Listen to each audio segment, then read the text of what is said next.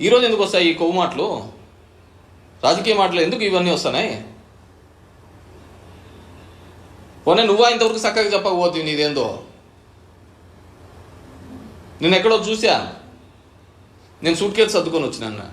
నాకేం నా డ్రాయర్లు బనీలు వీళ్ళు చదువుతా అంటారా ప్రతిసారి? ఓ సూట్ కేసుతో వచ్చినాను నేనే. నా అండర్ గార్మెంట్స్ అని వీళ్ళు చదువుతా అంటారా నేను ఎన్ని సూట్ కేసులలో వచ్చినాడు? నేను ఈ ఊరికి రాకముందే మా నాయన ఎమ్మెల్యే, సూర్యప్రతాప్ రెడ్డి ఎమ్మెల్యే, అప్పటికే 2 సార్లు పోటీ చేసిండా. మా అబ్బా రామిరెడ్డి సమితి ప్రెసిడెంట్. మీదేంది? నేను గన మీ వ్యక్తిగత జీవితాల గురించి ఇంకోసారి మాట్లాడ మొదలు పెడితే తలకాయ ఆడబెట్టుకుంటాడు కూడా తెలియదు. నాకేం కాదు, ఎందుకంటే నేను ఇంతవరకు ఎవడు నాకు ఆపోజిట్ ఉంటాడనే దాని ఉద్దేశంతో నేను ఎవరిని మాట్లాడలే. వ్యక్తిగత జీవితాలు గురించి నేను రాజకీయంగా మాట్లాడడం పెడితే మీరు తలకాయ ఆడబెట్టుకుంటాడో తెలియదు. నేను నీకు తెలుదా నువ్వు ఎట్లొచ్చినావు ఏందొచ్చినావు అని? ఎం ధర్మరాజు ఎంఏ సినిమా చూసినావు కదా, మోహన్ బాబు సినిమా, ఆ టైప్లో నువ్వు ఎదిగినావు అనివే. ఎం ధర్మరాజు సినిమా ఎంఏ సినిమాలో ఆ విధంగా ఎదిగిన వానివి.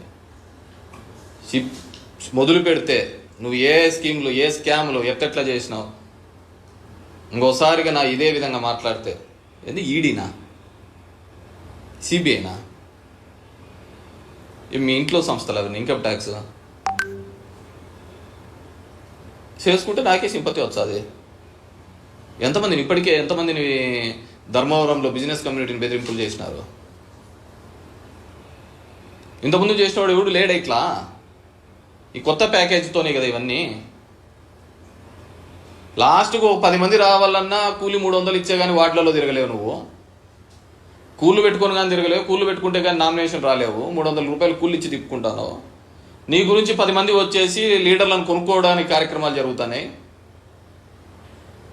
లీడర్ల కొనుగోలు కార్యక్రమాలు జరుగుతున్నాయి. నువ్వు రాజకీయాల గురించి చెప్తే ఎట్లయ్యా? ఈ కేతిరెడ్డికి ధర్మవరం అడ్డా, నేను వీళ్ళ బిడ్డను. ఏ గడపలో ఏ సమస్య ఉన్నా కేతిరెడ్డి పోతాడు,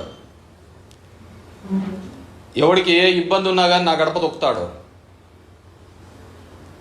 రాత్రి ఎప్పుడు ఫోన్లు చేసినా కానీ వాళ్ళకి పలకరించి వాళ్ళ సమస్యను తీర్చేవాడు కేతిరెడ్డి. నువ్వెవడయా? ఈరోజు ఉంటావు రేపు పోతావు. ఈరోజు ఇతను చూసుకొని విర్రవీగుతాను. మీ లెక్కాసారాలు మళ్ళీ ఉన్నాయి, అన్ని లెక్కాసారాలు సెటిల్ చేయాలనుకున్నా ఈసారి. ఎడున్నాడని కొద్దిగా ఇది చేస్తాను. నాకు అట్లేం లేదు నాన్న,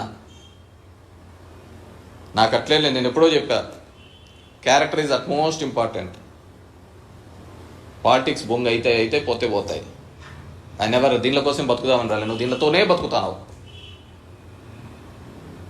దీనితోనే బతుకుతాను. బీజేపీ సెక్రటరీ అని చెప్పి ఇంకోటి అని చెప్పి నువ్వు చేసిన అంతా ఇంత కాదు. నీకు ఇంత ఫ్యాన్ ఫాలోయింగ్ ఉందని నాకు తెలియదు. నీ శత్రువులు ఎంతమంది ఫోన్లు చేస్తున్నారు నీ గురించి, టికెట్ల దగ్గర నుంచి ఏమేమి చేసినావు, ఏ జిల్లాలో ఏమేమి చేసినావు, ఇదని. లాస్ట్కి ఎట్లా అంటే శ్రీరామ్ అక్కడ పోయి టికెట్ రాప్తాల్లో తెచ్చుకోవాలని, అతను కూడా టికెట్ రాకుండా ఇక్కడిక్కడే తిప్పుకోవాలని చెప్పేసి ప్లాన్ చేసినావు. అది మీ వ్యక్తిగతంలే. ఎందుకంటే తెలుగుదేశం పార్టీ వాళ్ళు ఆలోచించుకోవాలి నెక్స్ట్ ఎవడైనా కానీ ఇక్కడ పోటీ చేయాలి. ఎందుకంటే 20,000కు పైగా బీజేపీకి ఇక్కడ ఓట్లు వస్తే ఇంక తెలుగుదేశం ఈ ఊర్లో ఇంక జీవితంలో కంటెస్ట్ చేయలేదు. అది వాళ్ళ ఇష్టం. సో ఏమి అని ఆలోచన విధానం నేను ముందే అడిగినా. నువ్వు ఒకవేళ అంత పోటు కానివి ఢిల్లీ లెవెల్లో అంటే మా జీఎస్టీ తీపిచ్చేసి 5% వేసినారు కదా జీఎస్టీ చేనేతల మీద, అది తీపిచ్చేసే. ఇంక కొన్ని మురుగుతాయి, వాటన్నిటిని కూడా కట్టేస్తా. Just wait for 20 days.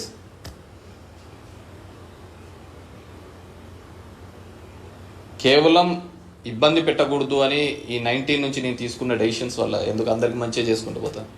కొన్ని చులకన నేను ఆ విధంగా చులకన ఉండొచ్చు, అంతకంటే ఏం లేదు. కానీ నా క్యారెక్టర్ నేను ఎప్పుడు అనుకో.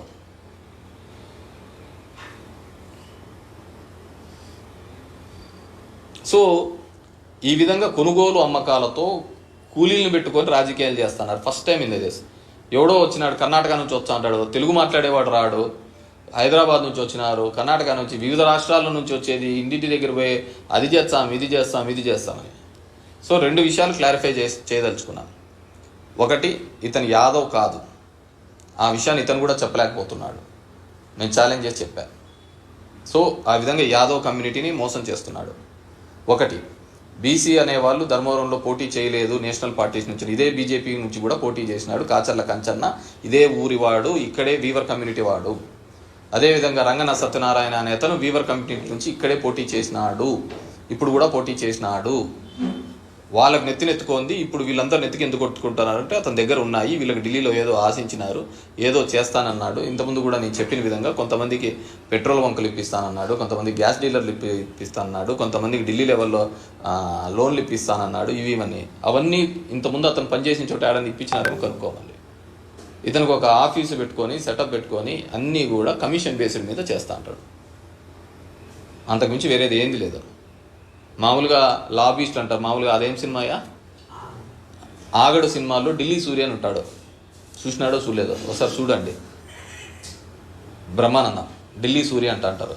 డిట్టోకి డిట్టో ఇతను రాసి పెట్టుకోండి. ఇతను ఏ సర్కిల్లో అయినా కానీ, హైదరాబాద్ సర్కిల్లో కానీ కర్ణాటక సర్కిల్లో కానీ ఢిల్లీ సూరి లాంటి క్యారెక్టర్ ఏంటంటే ఇతందే.